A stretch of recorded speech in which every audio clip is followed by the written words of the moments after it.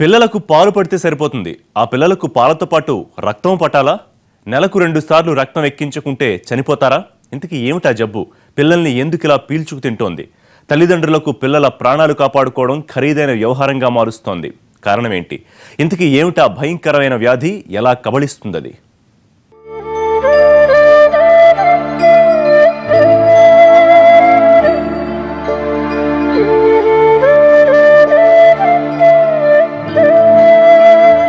Thalassemia అనే ఈ వ్యాధి వస్తే ప్రతి 15 రోజులకోసారి రక్తం ఎక్కించుకోవాల్సిందే, లేకుంటే ప్రాణాలు పోతాయి. నెలల వయసున్న పిల్లలే దీని టార్గెట్. ఈ రోగం సోకితే ఆ రక్త దాహానికి ఒక అంతంటూ ఉండదు. ఈ వ్యాధికి నివారణ లేదా? ఎన్నిటికీ నయం కాదా? జీవితాంతం రక్తం ఎక్కించుకుంటూనే ఉండాలా? చూద్దాం.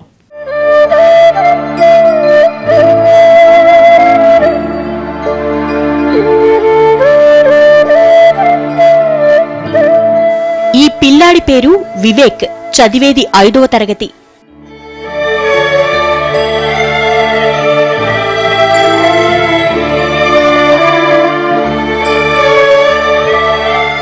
వివేక్ మొహం చూస్తే వెలిగిపోతోంది కదూ.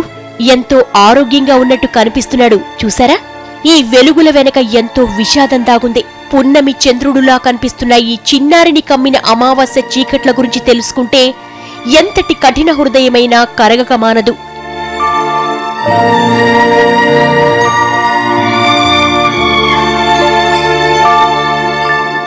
వివేక్కి తోటి పిల్లల్లా ఎప్పుడూ ఆడుతూ పాడుతూ గడపాలని ఆశ. కాని అది నెరవేరేలా కనిపించదు. తరచూ ఆస్పత్రి వెళ్లాల్సిన పరిస్థితి.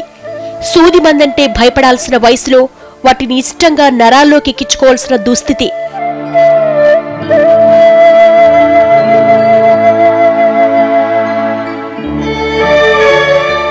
అందరూ తనలాగే రక్తం ఎక్కించుకుంటారా?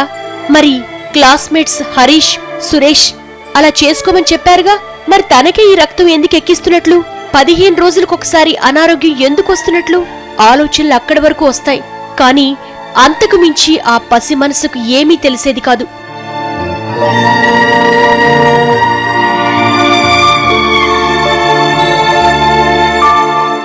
అమ్మకు తెలుసుగాని చెప్పదు.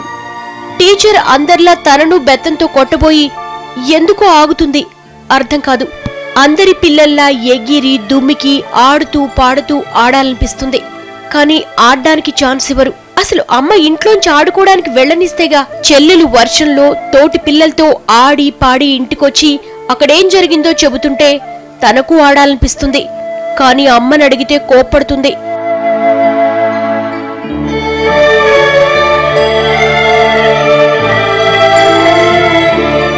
చిన్నప్పటి నుంచి అమ్మ ఇలాగే చేస్తోంది. దేవుడిలా ఎందుకు చేశాడో అంటుంది. కానీ అసలు విషయం చెప్పదు. వివేక్ ఆరోగ్యం బాగున్న ఆ వారం రోజుల సమయంలో అన్ని ఆటల్లో బెస్ట్ గా నిలుస్తాడు. సైక్లింగ్ లో ఫస్ట్ వస్తాడు. మెమెంటో సాధించాడు కూడా. ఈ ఆటలో అద్భుతాలు చేయాలన్న కోరిక. కానీ ఆ మాటే ఇంట్లో ఎవ్వరికీ పట్టదు. నెల్లో 2 సార్లు రక్తం ఎక్కించడానికి ఆస్పత్రికి తీసుకెళ్తుంటారు. డబ్బులన్నీ బ్లడ్ ప్యాకెట్లు కొనడానికి వాడేస్తూ ఉంటారు.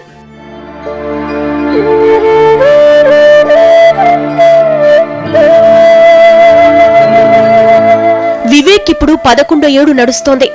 ఈ 10 ఏళ్లలో ఆట స్థలం కన్నా ఆస్పత్రిలోనే ఎక్కువ గడిచింది. టీచర్ల కన్నా నర్సులతోనే పరిచయం ఎక్కువ.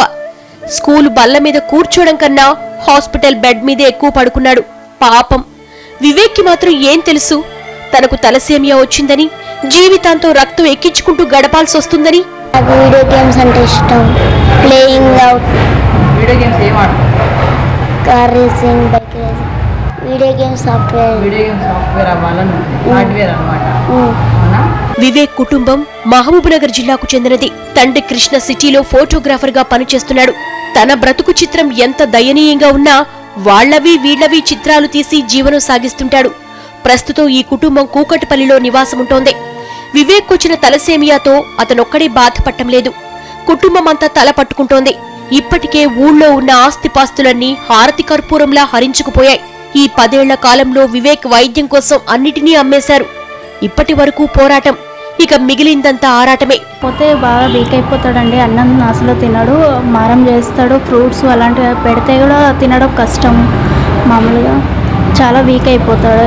15 డేస్కో వారానికి ఒకసారి తగ్గిపోతుంది. చాలా నీరసంగా కాళ్ళు చేతులు లాగడము, ఏడుస్తూ ఉంటాడు. మమ్మీ నాకు నీరసం ఉంది, కాళ్ళు చేతులు పెరగట్లేవు అనేసి తనంతకు తను బాధపడుతుంటాడు. ఎందుకు ఇలా అవుతుంది నాకు అనేసి తను చెప్తూ ఉంటే మాకు ఇంకా ఏడుపు వస్తుందండి. తమ ఆస్తులన్నీ హరించుకుపోయినా పిల్లాన్ని కాపాడుకోవాలన్న ఆశ ఇంకా చావలేదు. ఎంతకాలం అన్న ప్రశ్న అయితే పుడుతుంది, కానీ దానికి సమాధానం అంత తేలిగ్గా దొరికేలా కనిపించదు. ఇంట్లో అందరి ఆలోచనలు వివేక్ను కాపాడుకోవడం ఎలా అన్న విషయం చుట్టూ తిరుగుతూ ఉంటాయి. వివేక్ తండ్రి కృష్ణేమో సాధారణ ఫోటోగ్రాఫర్. వివేక్ చికిత్స కోసం నెలకు ఎంత లేదన్నా 15,000 రూపాయల నుంచి 20,000 వరకు ఖర్చవుతుంది. ఒక పక్క పిల్లాడి ఆరోగ్యం, మరో పక్క కుటుంబ పోషణ. పగవాడు కూడా ఈ పాటలు పడొద్దు భగవంతుడా అని కసితీరా ఏడవాలనిపిస్తుంది. అలా చేయడానికి కూడా ఓపిక లేక లోలోన మథన పడుతూ కాలం వెళ్లదీస్తుంది కుటుంబం. మా బాబు కూడా అందరిలాగా ఆరోగ్యంగా ఆహ్లాదంగా ఉండాలని అనుకుంటున్నాను. బాబుకి బోన్ మ్యారో ట్రాన్స్ప్లాంట్ చేయించాలి. దానికోసం 14 లక్షలు ఖర్చు అవుతుంది. దానికోసం దాతలు ఎవరైనా ఉంటే మా బాబు ప్రాణ భిక్ష పెట్టమని కోరుచున్నాము. చేసి దాతలు ఎవరైనా ఉంటే మాకు మా బాబుకి ప్రాణభిక్ష పెట్టమని కోరుచున్నాం.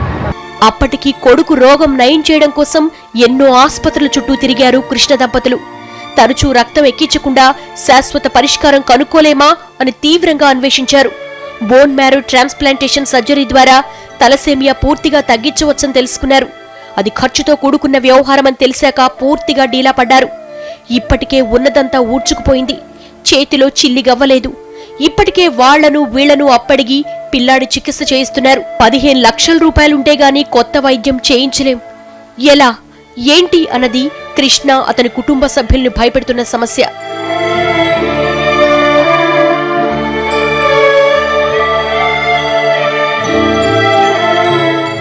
ఇందులో మరో సమస్య కూడా ఉంది.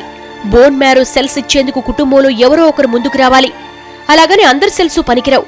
అదృష్టం కొద్దీ వివేక్ చెల్లెలు వర్ష బ్లడ్ స్టెమ్ సెల్స్ మ్యాచ్ అయ్యాయి. అన్నయ్య ఆరోగ్యం బాగుపడటం కోసం చెల్లెలు కూడా ఒప్పుకుంది. కానీ 15 లక్షలు పోగు చేయడం ఎలా అన్నది ప్రశ్నార్థకంగా మారింది. వయసు పెరిగే కొద్దీ వివేక్కున్న తలసేమియా కూడా ముదిరిపోతోంది. డబ్బుందో లేదో, ముందైతే పిల్లాడికి నయం చేసే మార్గం వెతకాలి. దక్షిణ భారతదేశంలోని ప్రసిద్ధి చెందిన వేలూరు సిఎంసి వైద్యులకు చూపించారు. వర్ష స్టెమ్ సెల్స్ ద్వారా బోన్ మ్యారో ట్రాన్స్ప్లాంటేషన్ చేయొచ్చన్న భరోసా లభించింది. ఇది గాని జరిగితే వివేక్ ఆశలు నెరవేరే అవకాశం లభిస్తుంది. అందరి పిల్లల్లా తనకెంతో ఇష్టమైన క్రికెట్, ఫుట్బాల్ ఆడుకోవచ్చు. అన్నిటికన్నా మించి సైక్లింగ్ లో గోల్డ్ మెడల్ సాధించవచ్చు. వివేక్ జబ్బును జయించడానికి 15 లక్షల రూపాయల దూరంలో ఉన్నాడు. ఎవరైనా ఆపన్హస్తం అందిస్తే అందుకోవాలని చూస్తున్నాడు.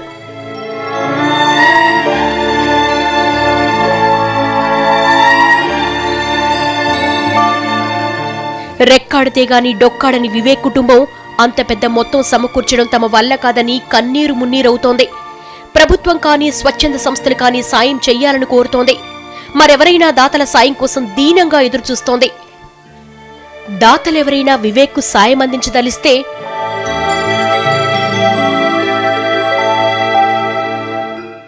అని నెంబర్కు డబ్బు పంపించాల్సిందిగా కోరుతున్నారు. ఫోకస్లో షార్ట్ బ్రేక్.